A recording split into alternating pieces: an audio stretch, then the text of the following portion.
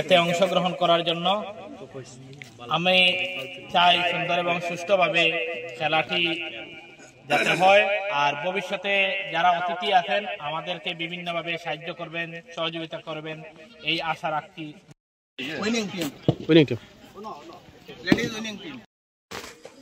আমরা বলেছিলাম যে করিমগঞ্জ জেলা ক্রীড়া সংস্থায় হকি চালু হবে, কিন্তু দুর্ভাগ্যের বিষয় আমি বলতে জানি যে করিমগঞ্জ জেলা ক্রীড়া সংস্থার বা শ্রীভূমি জেলা ক্রীড়া সংস্থার কোনো নিজস্ব খেলার মাঠ নেই।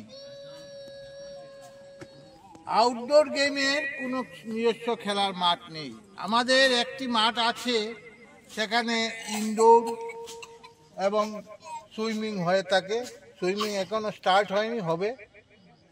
আমরা জেলা পরিষদের কাছে অনুরোধ করেছিলাম, ওই জায়গায় আমাদের কিছু মাটি আছে যা জলের তলে, ওই জায়গাটা ওরা ফিল আপ করে দেবে বলেছিল, কিন্তু দেওয়ার হয়নি। তাই আমাদের হকি শ্রীভূমি জেলায় করিমগঞ্জ শহরে কোনো হকি খেলা চালনা হয়নি।